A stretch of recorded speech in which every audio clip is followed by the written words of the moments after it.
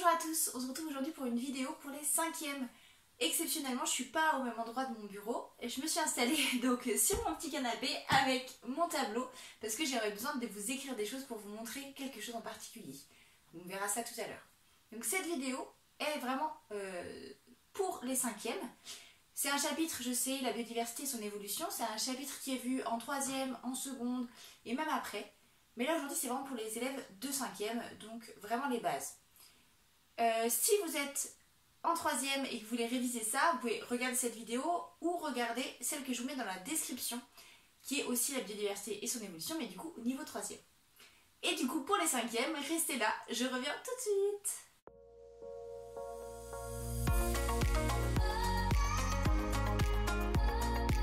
Alors la biodiversité d'abord, qu'est-ce que c'est? La biodiversité c'est l'ensemble des êtres vivants qui sont très divers, on est d'accord, à la surface de la planète. Biodiversité, bio pour biologique, diversité pour la diversité. Donc c'est la biodiversité, c'est la diversité biologique, la diversité des êtres vivants. Vous savez que les êtres vivants ne sont pas les mêmes selon les milieux. Et même au sein d'un même milieu, on va avoir plein d'êtres vivants différents. L'ensemble du milieu et des êtres vivants qui y vivent, c'est ce qu'on appelle un écosystème. Ces êtres vivants, ils vivent ensemble. En symbiose, ça veut dire qu'ils vont s'entraider. Ils peuvent être aussi en compétition pour de la nourriture, ça veut dire que deux espèces d'êtres vivants vont lutter parce qu'ils finalement ils se nourrissent de la même chose, donc ils sont en compétition. Et il y a aussi la prédation, donc la prédation ça veut dire qu'il y a des êtres vivants qui évidemment en mangent d'autres. Jusqu'ici je vous apprends rien. Tous ces êtres vivants peuvent être classés, c'est ce qu'on appelle la classification. En fait pour classer les êtres vivants on va regarder les attributs qu'ils ont, ça veut dire les caractères qu'ils ont.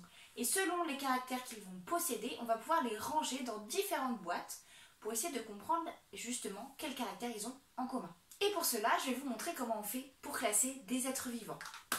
Alors, on va classer différents êtres vivants. Je vous ai donné des exemples ici. Donc on a l'étoile de mer, l'anguille, le crapaud, le castor, l'écrevisse, l'abeille et l'huître. On va essayer de les ranger dans différentes boîtes comme je vous l'ai dit tout à l'heure. Donc ce qu'on va faire, c'est qu'on va examiner les attributs qu'ils ont. D'accord? On ne se base pas sur les attributs qu'ils n'ont pas, c'est vraiment les attributs qu'ils possèdent. Donc d'abord, on va essayer de ranger l'étoile de mer.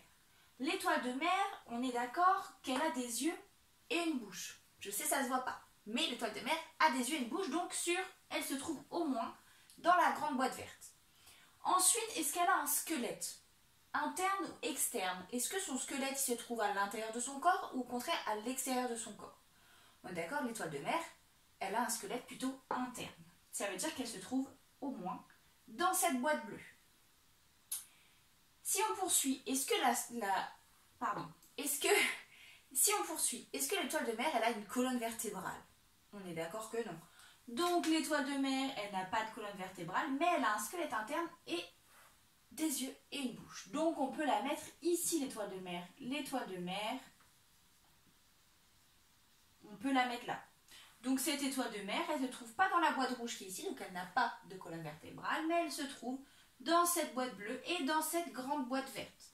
Donc on peut dire ici que l'étoile de mer, elle a un squelette interne, des yeux et une bouche. Et on va faire exactement la même chose pour tout le reste. Donc l'étoile de mer, c'était bon. Ensuite, on va parler par exemple de l'huître. Donc l'huître, elle a des yeux et une bouche. Et à l'inverse, on est d'accord que l'huître, elle a des coquilles. Elle a des valves, on appelle ça. C'est une bivalve. Elle a un squelette donc externe. Cette coquille, c'est un squelette externe. Donc elle se trouve au moins dans cette boîte-là. Est-ce qu'elle a des pattes articulées, l'huître? Non, l'huître n'a pas de pattes. Par contre, elle a un corps mou. Donc on va pouvoir mettre l'huître ici. Donc l'huître, c'est bon. Ensuite, on va prendre plutôt une espèce qui est un petit peu différente pour vous montrer. Le castor. Le castor, on est d'accord qu'il a des yeux et une bouche. Il a aussi un squelette interne, comme les êtres humains, ok. Et il a aussi une colonne vertébrale. Donc, on va le mettre ici. Donc, on voit ici que la différence entre le castor et l'étoile de mer, c'est que le castor est dans la boîte colonne vertébrale. Donc, le castor a une colonne vertébrale, ce qui n'est pas le cas de l'étoile de mer. Voilà pour le castor. Ensuite, on continue, on va prendre l'écrevisse. L'écrevisse, elle a des yeux et une bouche. Elle a un squelette externe, vous savez, la petite carapace qu'elle a, c'est un squelette externe, et elle a des pattes articulées. Donc l'écrevisse, on peut la mettre là. Hop, l'écrevisse. Voilà. On poursuit rapidement. L'abeille. Donc l'abeille, elle a des yeux et une bouche. Elle a un squelette externe. Et oui, elle a un squelette externe. Elle a une sorte de petite carapace pour la protéger.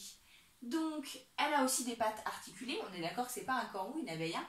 Donc en fait, on va la trouver dans la même boîte que l'écrevisse.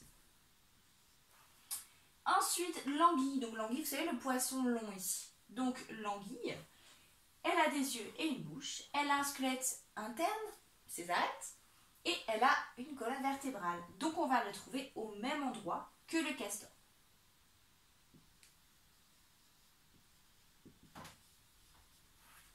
Ok. Et pour finir, le crapaud, on est d'accord qu'il a des yeux et une bouche, qu'il a un squelette interne, mais qu'il a lui aussi une colonne vertébrale. Donc on va aussi le trouver ici, le crapaud. Voilà. Si on devait rajouter l'homme ici, où est-ce qu'on le mettrait? Alors, on est d'accord que l'homme, il a des yeux et une bouche, il a un squelette interne, ses os, et il a une colonne vertébrale. Donc l'homme ici se trouverait en même temps, hop, que le castor, que l'anguille et que le crapaud. Grâce à cette classification, alors là c'est un exemple, hein, on s'est basé sur des caractères particuliers, les yeux, la bouche, le squelette interne ou externe, la colonne vertébrale, les pattes articulées et le corps mou, mais on aurait pu les comparer avec plein d'autres attributs. D'accord? Donc vraiment dans d'autres exercices, il faudra faire d'autres exercices pour être sûr d'avoir bien compris. Ok? Donc grâce à cette classification, on peut voir quels sont les points communs et quelles sont les différences des différents animaux. Et des êtres vivants, bien sûr, ici je n'ai mis que des animaux, mais j'aurais pu aussi mettre des végétaux. Mais les végétaux, on est d'accord qu'ils se trouvent en dehors de cette boîte parce qu'ils n'ont pas d'yeux ni de bouche. Donc on pourrait mettre ici végétaux. Hop, à l'extérieur de la boîte. Et donc cette classification nous permet de voir différents groupes. Un groupe, c'est un ensemble d'êtres vivants qui partagent des caractéristiques communes. Par exemple, ici on a un groupe qui rassemble l'écrevisse, l'abeille et toutes les espèces qui ont des pattes articulées. Pareil, on a un autre groupe ici qui englobe tous ceux qui ont un squelette interne, donc l'étoile de mer, le castor, l'anguille, le crapaud et l'homme. Mais si je vous pose la question, quelles sont les espèces les plus proches apparentées? Ces groupes nous montrent qu'il y a un ancêtre commun, que ces espèces descendent d'une espèce commune. Ça veut dire que ici, si par exemple l'écrevisse et l'abeille, ils ont autant de caractères communs, ça veut dire qu'ils sont très proches apparentés. Donc l'abeille ressemble plus à l'écrevisse que à l'huître. Idem, l'homme, le crapaud, l'anguille et le castor sont très proches, alors qu'au contraire, ils sont très loin de l'étoile de mer ou de l'huître. D'accord? Donc chaque groupe ici a un caractère commun, ou des caractères communs d'ailleurs, et donc un ancêtre commun, une espèce dont ils descendent. On peut aussi, grâce à des recherches, trouver ce qu'on appelle des fossiles. Des fossiles, c'est des traces ou des restes d'êtres vivants qui n'existent plus aujourd'hui. Ce sont des espèces qui se sont éteintes et qui sont restées, qui ont été conservées, qui sont devenues des roches en fait. Et ces fossiles nous permettent de reconstituer la biodiversité qu'il y avait à l'époque.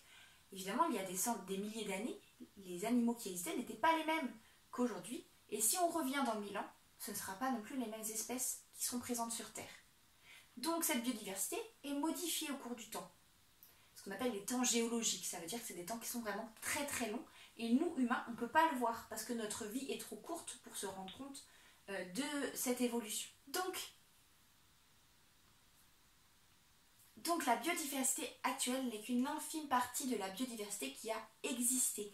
Il y a eu des apparitions de groupes d'espèces, il y a eu des disparitions, il y a eu de la diversification. Par exemple, quand les dinosaures ont disparu, il y a eu donc une disparition, les mammifères ont pu profiter de la disparition de ces dinosaures pour se diversifier. Et il y a eu beaucoup de nouvelles espèces qui sont apparues à ce moment-là.